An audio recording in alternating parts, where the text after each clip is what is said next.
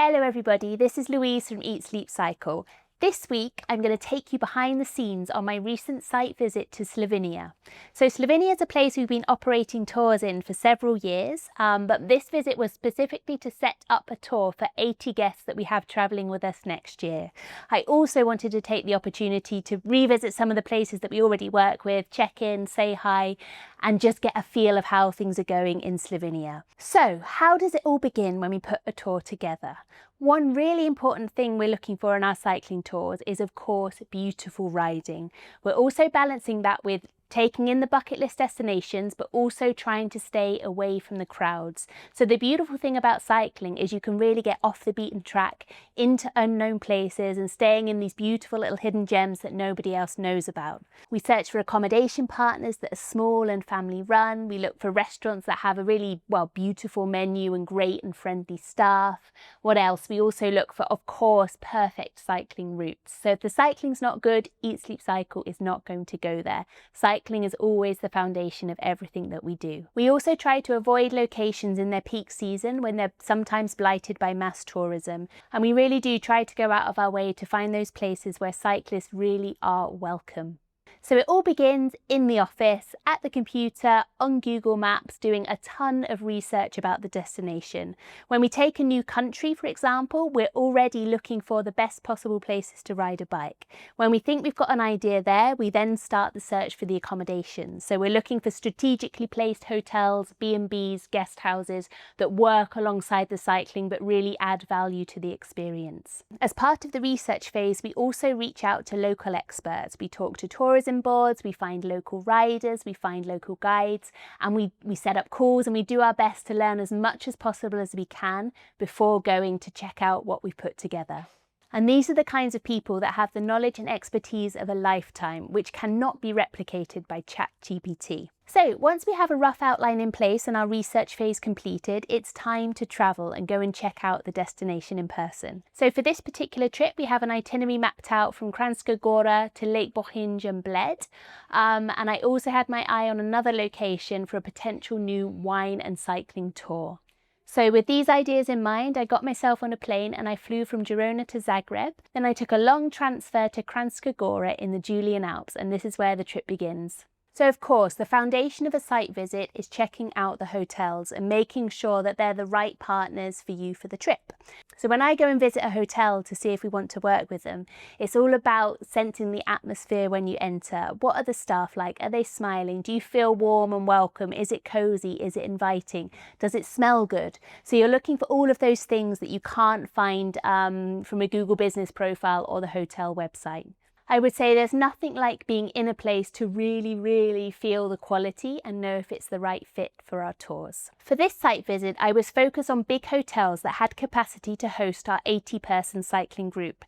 As this is a corporate event, I was also looking for hotels with great conference facilities and great event space, as this is what the guests will be interested in seeing when they come on the trip next year. A critical thing is that these hotels also have storage for bikes. So I was looking for places where they could store 90 bikes with the guide team, and also have beautiful outside space where we can set up our bike cycling zones. And one of the best things about being on site and visiting these hotels is that you can really see who gets cycling and who doesn't. So as a cyclist, I tend to think that everybody loves cyclists, and of course I'm going to be welcome wherever I go, but of course this is not the case, and some hotels really don't want somebody turning up sweating in lycra, trailing mud all over the floor in their beautiful hotel. So you really have to find people where they get it, they love the style of tourism, they appreciate the sustainable way of traveling, and they're there to be really welcoming when you get there. So one big challenge of this trip was the weather. Apparently a couple of days before I arrived, there were bright blue skies, beautiful views, 30-degree temperatures, and of course when I arrived, a rain cloud descended and I really couldn't see that much. And this is where it was really great to be hosted by local people, because they could tell me what views I was missing. So when I was driving between location to location, I knew that there were big mountain ranges to the left and the right. I knew the place was absolutely stunning. One of the benefits of it being really bad weather was that I was able to experience the worst case scenario for my 80-person group next year. Had I been to see the venues when it was 30 degrees and sunny, I wouldn't have thought that we needed a contingency plan. But now I have a full year to plan emergency transfers, backup routes if the weather turns, and make sure that we're really able to take care of this group of 80 riders in Slovenia next year. One of the things that really struck me on my visit was just how united everybody is in the destination to promote cycling tourism. So you've got alpine resorts like Kranjska Gora who are struggling with the ski season that's getting shorter and shorter, and the type of tourists they need to attract is actually changing. Also, the Slovenian government is investing in a very impressive network of cycling routes, which is really opening up the destination to leisure and family groups. So all in all, as a cyclist, it was really just so motivating to see this kind of love and passion for cycling coming through. Yeah, and you can see the country's really united in building sustainable tourism. So you might notice that I didn't actually touch a bike during this trip, which of course my heart hurt inside, but as it was terrible weather, I didn't mind too much.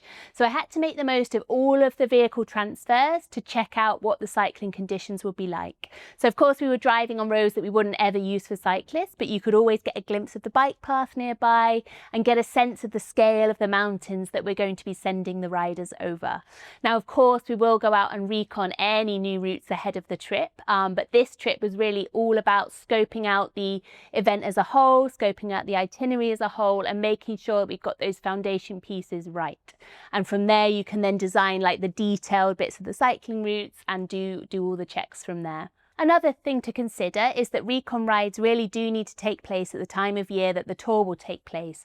So of course destinations can be very seasonal and things like traffic conditions and weather can change dramatically month on month. This seasonal change is at its most dramatic at Lake Bled. So if you know anything about Slovenia, you will have heard of Lake Bled. It's their iconic tourist destination.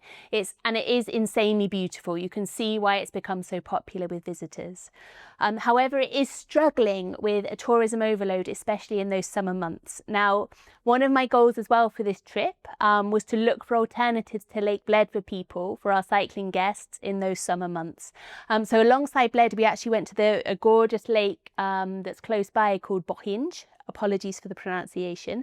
And this is a much smaller destination, much less traffic, less hotels, and it really is a good alternative when Bled is at its peak and you just don't want to be there on a bike. During my time in Bled, I also had a chance to visit the rowing club as a potential destination to finish our 3 days of riding with our 80 guests. And this is an amazing place. It's got beautiful views of Bled, but you're out of it. You're away from the crowds, you're away from the traffic. And I also got to go up to Bled Castle to check out a venue for the final peloton party, and this is really cool. This is like Slovenian history. We can organize you know, a medieval band, and they do this thing where they chop the top of a wine bottle off with a sword. Apparently it's very traditional, so that's going to be a really cool, fun way to finish the event. For the last part of my visit, I travelled northeast to the city of Maribor. It's on the Austrian border and it's also in the Slovenian wine region. And I was so excited to go and see this city. And when I got there, I was not disappointed. It's got a lovely little old town and a really rich heritage of winemaking. So one of the first places I was taken to see was this incredible wine cellar. It's not active anymore, but they're turning it into a kind of museum and event centre, and we explored over 2 kilometres of tunnels underneath the city that were used to store wine. I also learnt that they have an incredible wine festival and party every year, and I'm so excited to build a trip around this event. And of course, the rain cloud did travel with me to Maribor, so I didn't actually get to experience much of the surrounding countryside. However, the people that I met did let me know that it was beautiful, and it really is a place that I need to get back to. I was also told that one of the climbs to the south of the city is one of the training climbs used by Slovenian cyclist Primož Roglič. Also, whilst I was in Maribor, I went to see the world's oldest grapevine that still produces grapes. It's over 400 years old and it's by the river in Maribor centre. And if you think how much history this has gone through, wars, climate change, and it's still going strong, it really is a testament to the people of Maribor. So I finished my trip to Maribor with some wine tasting, which just had to be done. And then it was time to journey back south to Zagreb and take the flight back to Girona. I should also just give food a quick mention because food is a critical part of any cycling tour. So whilst I was visiting Slovenia, I was treated to all kinds of delicious local foods. I tried lots of local cheese, lots of hearty stews, and it's really cool to get a sense of what cyclists can expect when they visit.